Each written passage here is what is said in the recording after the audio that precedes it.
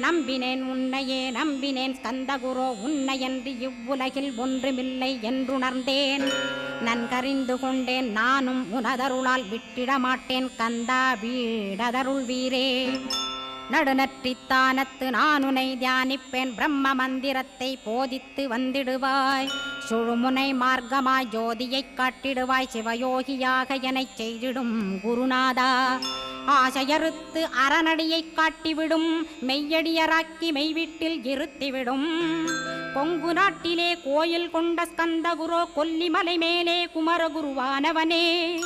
கஞ்சமலை சித்தர் போற்றும் ஸ்கந்தகிரி குருநாதா கருவூரார் போற்றும் காங்கேயா ஸ்கந்தகுரோ.